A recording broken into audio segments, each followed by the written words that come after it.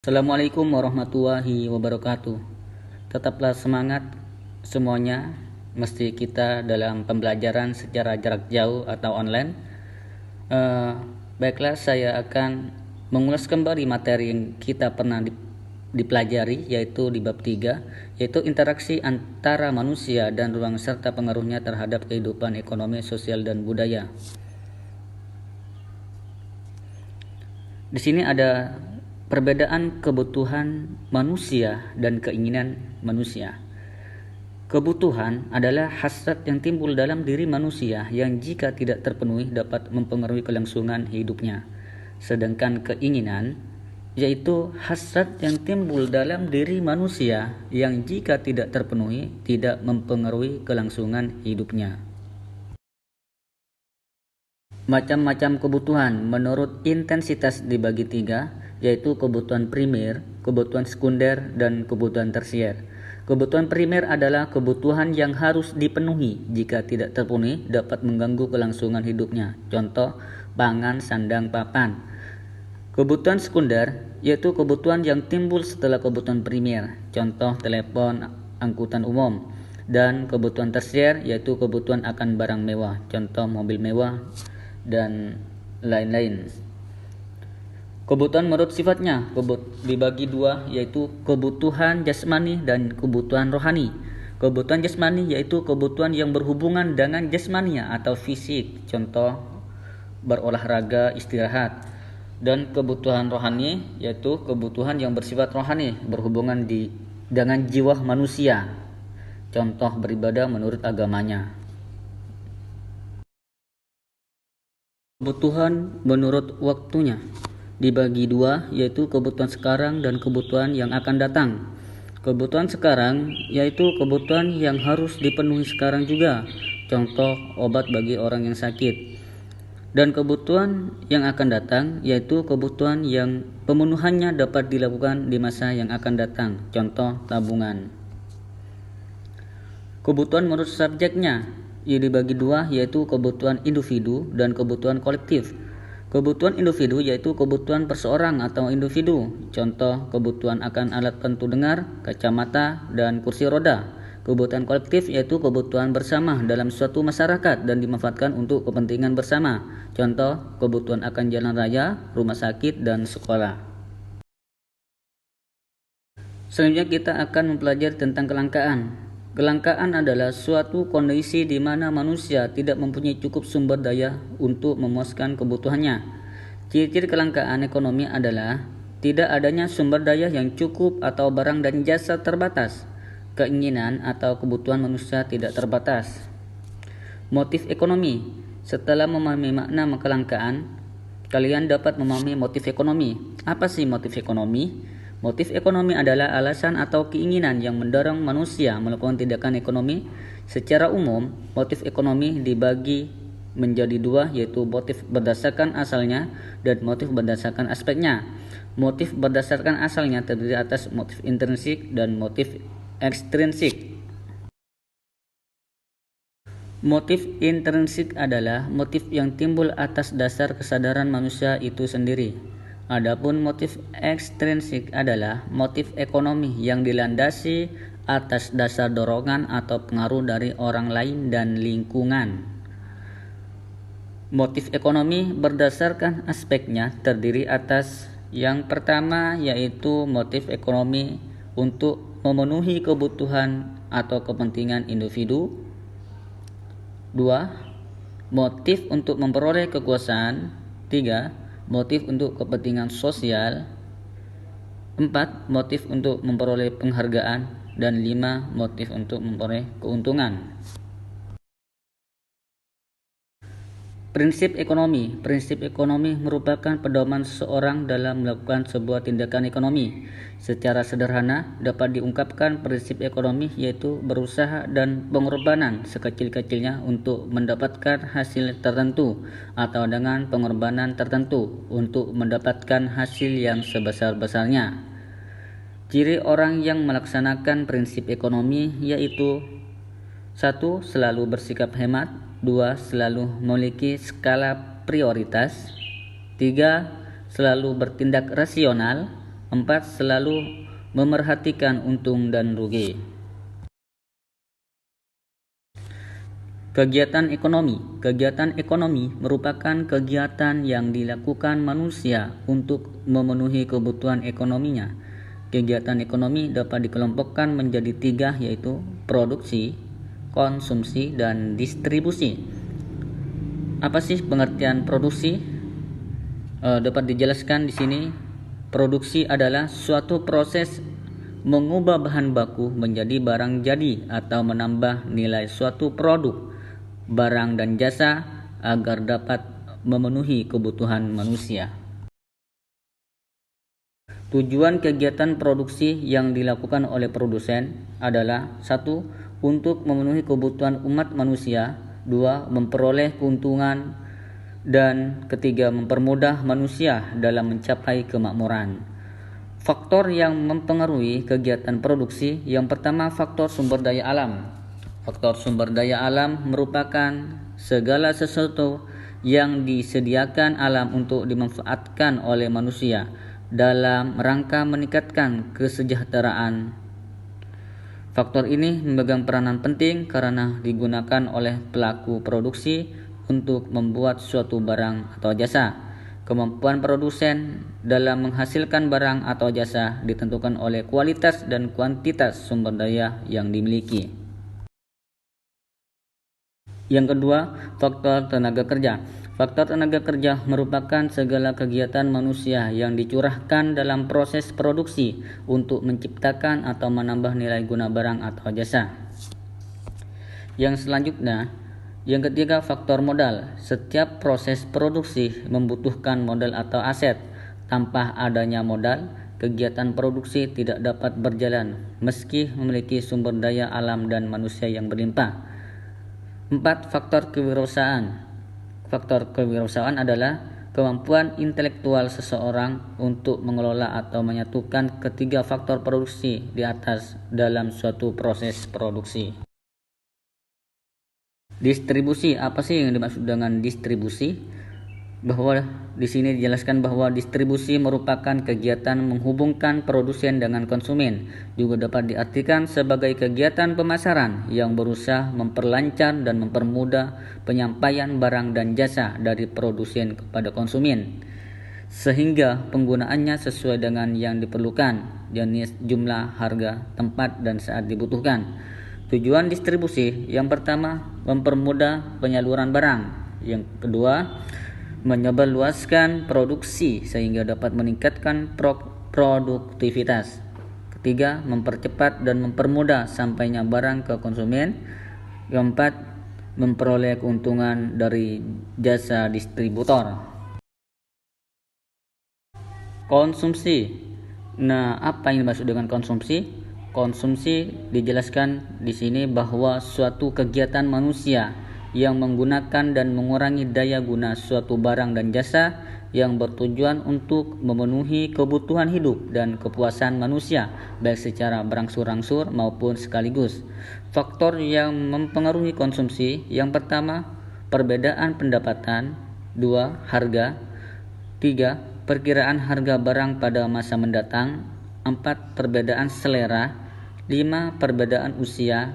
6. Perbedaan jenis kelamin. 7. Perbedaan tingkat pendidikan. Nah, kita akan membahas tentang permintaan dan penawaran. Permintaan adalah jumlah barang atau jasa yang diminta oleh seseorang konsumen dalam waktu tertentu pada berbagai tingkat harga. Faktor-faktor yang menentukan perubahan permintaan, yang pertama, pendapatan konsumen. 2. Cita rasa atau selera konsumen. 3. Harga barang substitusi atau pengganti. 4. Harga barang komplementer. 5. Iklan. Hukum permintaan. Hukum permintaan menyatakan bahwa apabila harga suatu barang atau jasa naik, jumlah barang atau jasa yang diminta konsumen akan berkurang atau turun, dan sebaliknya, apabila harga suatu barang atau jasa turun, jumlah barang atau jasa yang diminta konsumen akan bertambah atau naik. Bisa dilihat dari contoh tabel permintaan di sini di kolom A. Ini di kolom A, semakin tinggi harga barang maka permintaan akan turun. Jika di kolom B, jika harga turun maka permintaan konsumen akan bertambah. Dan bisa juga dilihat kurva permintaannya di sini 27. Jika harga barang naik maka permintaan akan konsumen turun. Jika harga barang turun maka permintaan konsumen akan bertambah. Selanjutnya kita akan membahas tentang penawaran. Penawaran adalah menunjukkan kesediaan penjual untuk menjual berbagai jumlah barang atau jasa pada suatu waktu dalam berbagai tingkat harga. Faktor-faktor yang menentukan perubahan penawaran. Yang pertama, harga bahan baku. 2. Teknologi. 3. Pajak atau subsidi. 4. Perkiraan penjual mengenai harga pada masa mendatang. 5. Jumlah produsen atau penjual. Hukum penawaran. Hukum penawaran menyatakan bahwa apabila harga suatu barang atau jasa naik, jumlah barang atau jasa yang ditawarkan penjual akan bertambah atau naik. Dan sebaliknya, apabila harga suatu barang atau jasa turun, jumlah barang atau jasa yang ditawarkan penjual akan berkurang atau turun. Baiklah, bisa dilihat dari tabel penawaran di sini. Jika harga barang menjadi 100 atau turun, maka jumlah yang ditawarkan oleh penjual akan juga turun. Dan sebaliknya, jika harga menjadi 200, jika harga barang naik, maka jumlah yang ditawarkan oleh penjual maka akan bertambah menjadi 300 unit, dan berikutnya seperti itu. Dilihat kurva penawarannya. Nah, tadi 100, jika harga suatu barang turun, maka jumlah barang yang ditawarkan oleh penjual akan juga turun. Dan sebaliknya, jika harga suatu barang naik menjadi 200, maka jumlah yang ditawarkan oleh penjual akan bertambah menjadi 300 unit. Baiklah, kita akan membahas tentang harga pasar. Harga pasar adalah harga yang disepakati oleh penjual dan pembeli. Harga pasar disebut juga harga keseimbangan. Pengertian pasar. Pasar merupakan tempat bertemunya antara penjual dan pembeli untuk mengadakan transaksi jual beli barang atau jasa. Macam-macam pasar. Yang pertama, pasar dilihat dari barang diperjualbelikan. Yang pertama ada pasar barang konsumsi, contohnya pasar makanan. Yang kedua, pasar barang produksi, contohnya pasar mesin-mesin. Yang kedua, pasar dilihat dari luas kegiatan distribusi. Yang pertama ada pasar lokal. 2. Pasar nasional, yaitu suatu negara. 3. Pasar internasional, yaitu pasar yang jangkauannya pemasarannya melebihi batas suatu negara. Pasar dilihat dari segi fisik, dibagi dua, yaitu pasar nyata. Apa sih yang dimaksud dengan pasar nyata atau konkret? Pasar nyata atau konkret yaitu pasar tempat pembeli dan penjual saling bertemu. Pasar abstrak yaitu pasar yang tidak mensyaratkan penjual dan pembeli harus bertemu. Pasar dilihat dari waktu terjadinya. Yang pertama pasar harian, 2 pasar mingguan, 3 pasar bulanan, 4 pasar tahunan. Pasar dilihat dari bentuk atau strukturnya, dibagi 4. Yang pertama, pasar persaingan sempurna. Pasar persaingan sempurna yaitu penjual dan pembeli banyak. Kedua, pasar monopoli adalah pasar hanya memiliki satu penjual yang menguasai perdagangan barang atau jasa. Pasar persaingan monopolistik yaitu suatu pasar yang terdapat lebih dari satu produsen. Yang keempat, pasar oligopoli merupakan pasar hanya terdiri atas beberapa produsen, contoh pasar sepeda motor. Dan selanjutnya kita akan lanjut pembelajaran bab 4, yaitu kehidupan dan perubahan sosial di Indonesia pada masa klasik. Baiklah, kita akan membahas tentang kehidupan dan perubahan sosial di Indonesia pada masa praaksara. Masa praaksara adalah masa sebelum manusia mengenal tulisan. Jenis manusia purba di masa praaksara itu antara lain jenis Meganthropus, Pithecanthropus, dan Homo sapiens. Masyarakat masa praaksara masih berpindah-pindah dengan mencari, mengumpulkan, dan meramuh makanan. Kemudian berkembang dengan bermukim bercocok tanam. Peralatan dan kebudayaan yang dikembangkan dari batu logam. Kebudayaan dari batu ini ada 3 masa, yaitu Paleolitikum, Mesolitikum, dan Neolikum. Juga ada masa Megalitikum, zaman logam yang disebut masa perundingan. Munculnya jenis manusia purba. Setelah bumi mulai tertata, Tuhan menciptakan jenis spesies manusia purba dan Homo sapiens. Harus dipahami bahwa manusia purba yang dimaksud dalam hal ini berbeda dengan manusia sekarang. Keberadaan manusia purba itu dapat diketahui dari fosil-fosil yang ditemukan melalui berbagai penggalian. Tahukah fosil itu? Fosil adalah sisa-sisa tumbuhan, hewan, dan bekas kerangka manusia yang sudah membatu. Melalui fosil-fosil itu, kita dapat memperkirakan kehidupan manusia purba tersebut. Perkembangan kerajaan-kerajaan Hindu-Buddha. Yang pertama, Kerajaan Kutai.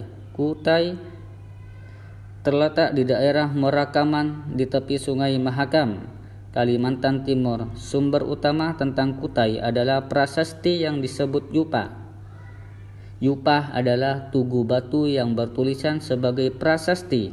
Yupa berfungsi sebagai auto peringatan upacara korban. Menurut keterangan, semua Yupa dikeluarkan atas pemerintah Raja Mulawarman. Yang selanjutnya, yang kedua, Kerajaan Tarumanegara.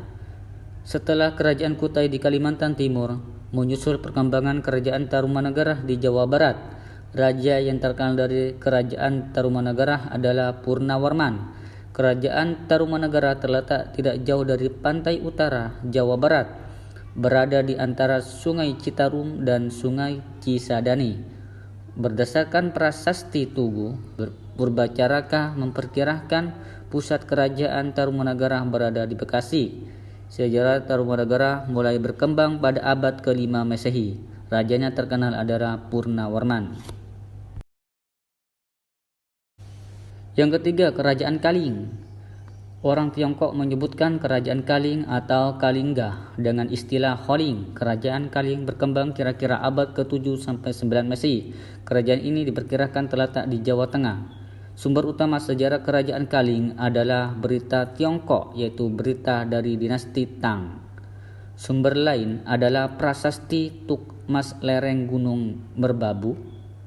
Raja yang paling terkenal dari kerajaan Kaling adalah seorang raja wanita yang bernama Ratu Sima. Ia memerintahkan sekitar tahun 674 Masehi. 4. Kerajaan Mataram Kuno. Kerajaan Mataram kuno merupakan salah satu kerajaan tertua yang terletak di Jawa Tengah. Ibu kota Mataram kuno berada di Medang Kamulan.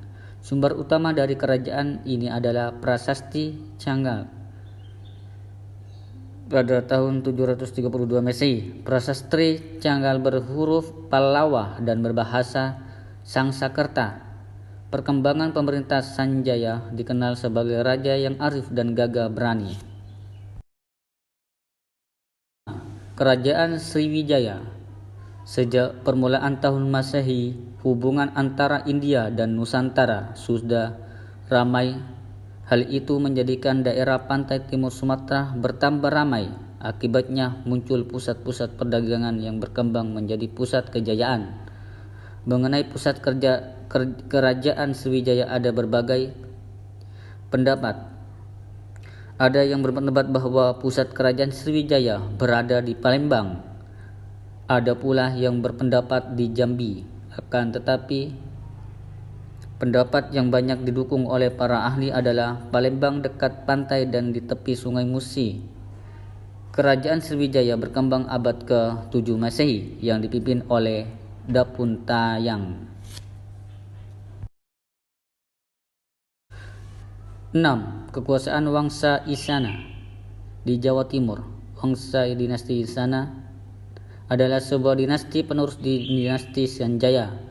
Pendirinya adalah Empu Sindok yang bergelar Sri Maharaja Rakaihino Sri Isyana Wikramadharmatunggadewa. Ia menjadi Raja Mataram dari tahun 929 sampai 948 Masehi. Empu Sindok adalah raja dari keturunan dinasti Sanjaya yang memindahkan kekuasaan dari Jawa Tengah ke Jawa Timur. Perpindahan inilah yang membuat berakhirnya dinasti Sanjaya dan lahirlah dinasti Isana. 7. Kerajaan Bali. Kerajaan Bali merupakan kerajaan Hindu yang dipimpin oleh Wangsa Warmadewa. Pulau Bali adalah prasasti yang bersangka tahun 281 Masehi. Bahasa yang dipakai Bali kuno. 8. Kerajaan Kediri. Sejarah Kerajaan Kediri. Kediri atau juga dikenal dengan nama Panjalu merupakan kerajaan Jawa Timur di tahun 142 sampai 1222 yang berpusat di Kota Daha yang sekarang merupakan Kota Kediri. Kota Daha sendiri sudah ada sebelum Kerajaan Kediri didirikan dan Daha merupakan singkatan dari Dahanapura yang memiliki arti kora api. Ini bisa dilihat dari sebuah prasasti pembuatan dari Airlangga pada tahun 142. 9. Kerajaan Singasari. Kerajaan Singasari berdiri setelah Keng Arok berhasil mengalahkan Kerajaan Kediri. Keng Arok merupakan tokoh yang berperan dalam proses berdirinya Kerajaan Singasari. Keng Arok memerintahkan pada tahun 1222 sampai 1227. 10. Kerajaan Majapahit. Majapahit merupakan puncak keemasan kerajaan-kerajaan yang bercorak Hindu-Buddha di Indonesia dan juga dikenal sebagai negara nasional kedua.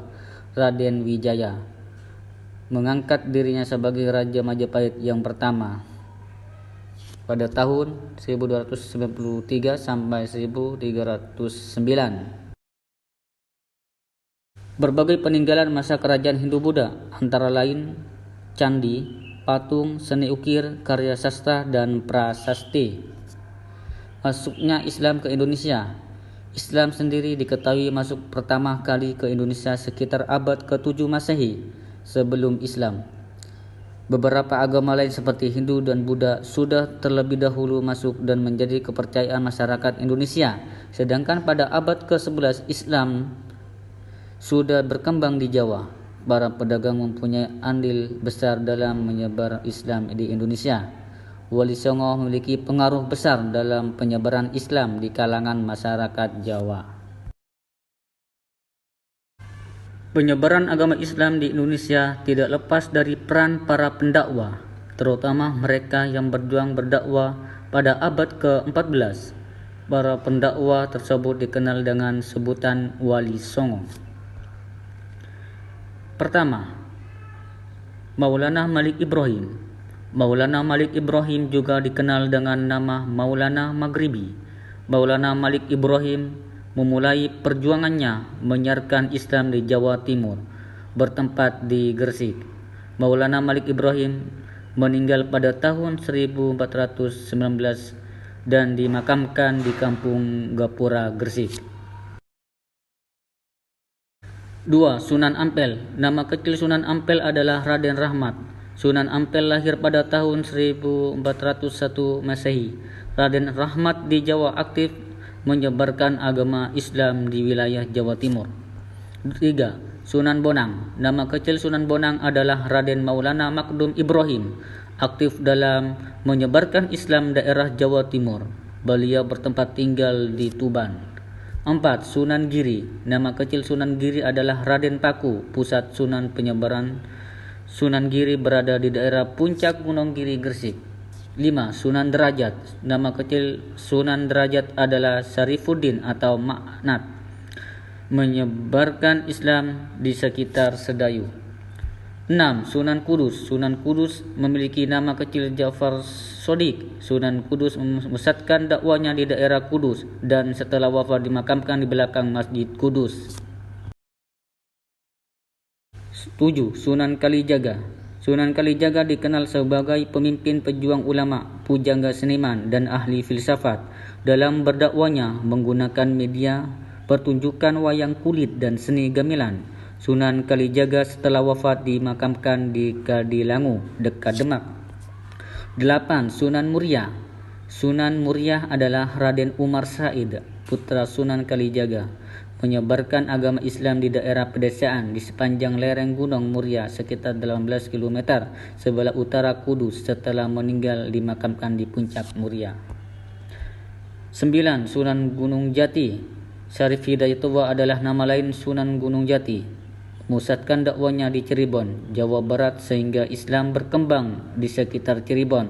Tahun 1568 wafat dan dimakamkan di Astana Agung Gunung Jati, Cirebon. Baiklah, selanjutnya kita akan membahas tentang perkembangan kerajaan-kerajaan Islam di Indonesia. Yang pertama, Kerajaan Perla. Banyak berpendapat yang mengatakan bahwa Samudra Pasai adalah kerajaan Islam pertama di Indonesia. Akan tetapi menurut Profesor Al-Hasmi, sebelum Samudra Pasai berkembang sesudah ada pusat pemerintah Islam, yaitu Peoreola Perlak. Kerajaan Perlak awal yang terletak di Aceh. Perlak berdiri 840 Masehi, dibawa oleh saudagar dari Teluk Cambay, Gujarat. 2. Kerajaan Samudra Pasai. Kerajaan ini berada di Kabupaten Lukseumawe, Aceh Utara dan berdiri sejak abad ke-8. Kerajaan Samudra Pasai didirikan oleh Marasilu, disebut raja pertama. Ia bergelar Sultan Malik Soleh. Ketiga, Kerajaan Malaka. Kerajaan Malaka memang bukan salah satu kerajaan Islam Indonesia, mengingat pengaruhnya yang sangat besar terhadap perkembangan kerajaan-kerajaan Islam Indonesia. Kerajaan Malaka didirikan oleh para Miswa, seorang keturunan bangsawan Majapahit, bergelar Sultan Iskandar Shah pada masa pemerintahannya pada tahun 1396 sampai 1414 Masehi. Kerajaan Demak. Kerajaan Islam muncul di Demak, Jawa Tengah. Kerajaan Demak didirikan oleh Raden Patah pada 1478 Masehi. Kerajaan Demak memberikan peran besar dalam peradaban Islam di Jawa. Selama berdiri, Kerajaan Demak dipimpin oleh 5 raja, yakni Raden Patah, Pati Unus, Sultan Teranggana, Sunan Prawata, dan Arya Penangsang.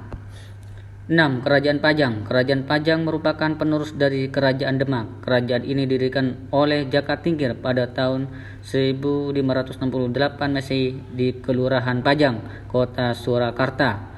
Kerajaan Pajang berkuasa dalam waktu cukup singkat, dari tahun 1548 sampai 1586 Masehi. 7. Kerajaan Cirebon. Raden Fatahillah mendirikan kerajaan Cirebon pada tahun 1522 Masehi. Kerajaan itu mencapai puncak kejayaan semasa kepemimpinannya. Kemudian setelah wafat, tahta Raden Fatahillah berganti kepada putranya, Pangeran Pasarian.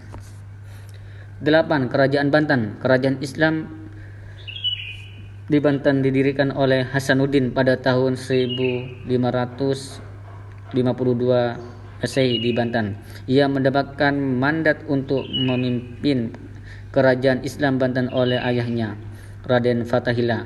Kerajaan Islam Banten di bawah pimpinan Hasanuddin semakin kuat dan memperluas daerah kekuasaannya. Hasanuddin dan ayahnya sangatlah giat dalam menyiarkan agama Islam sewaktu kerajaan Pakuan Pajajaran masih menganut agama Hindu. Ini menyebabkan kerajaan Pakuan Pajajaran semakin lemah dan terpuruk. 9. Kerajaan Makassar. Di Sulawesi Selatan terdapat beberapa kerajaan Goa, Boni, Waju, Luwu, Talo, dan Sopeng. Namun kerajaan Gowah dan Taloh mengalami perkembangan yang pesat dikarenakan letak Gowah dan Taloh yang berada di tengah jalur pelayaran.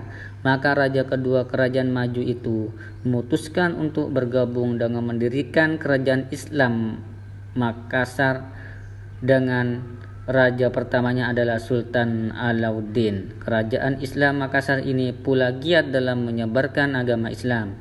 Kerajaan Islam Makassar mencapai puncak kejayaannya ketika diperintahkan Sultan Hasanuddin berkuasa tahun 1654 sampai 1669 Masehi. 10. Kerajaan Banjar. Kerajaan Islam Banjar berdiri pada tahun 1520 di Provinsi Kalimantan Selatan di bawah pimpinan Raden Samudra.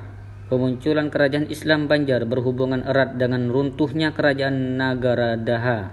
Kerajaan Daha yang saat itu menguasai daerah Banjar dengan bantuan kerajaan Islam Demak. Kerajaan Islam Banjar dapat meruntuhkan kerajaan Daha. Untuk mendapatkan bantuan dari kerajaan Demak, kerajaan Islam Banjar harus memeluk agama Islam. Proses Islamisasi dilakukan oleh kerajaan Demak dengan cukup pesat.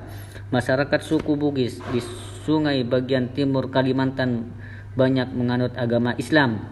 Di kerajaan Islam Banjar terdapat ulama yang sangat terkenal, yaitu Syekh Muhammad Arsyad Al-Banjari. 11. Kerajaan Ternate dan Tidore. Kerajaan Islam Tidore terletak di sebelah selatan kerajaan Ternate. Berdiri pada tahun 1801 Masehi dengan raja pertama yaitu Muhammad Nakil. Agama Islam menjadi agama resmi kerajaan Tidore dan disahkan oleh raja Tidore ke-11 yaitu Sultan Jamaluddin berkat dakwah dari Syekh Mansur dari Arab. Kerajaan Tidore juga dikenal sebagai penghasil rempah-rempah terbesar di Maluku. Banyak bangsa Eropa yang melakukan perdagangan di kerajaan Tidore seperti Spanyol, Portugis, dan Belanda. Kerajaan Islam Tidore mencapai puncak kejayaan pada masa pemerintahan Sultan Nuku pada tahun 1780 sampai 1505 Masehi. Berbagai peninggalan sejarah bercorak Islam Indonesia. Yang pertama masjid, 2 menara, 3 makam, 4 gapura, 5 bangunan keraton, 6 seni ukir, 7 karya sastra. Ini saja yang dapat saya sampaikan, semoga bermanfaat dan selamat belajar untuk semuanya. Wassalamualaikum warahmatullahi wabarakatuh.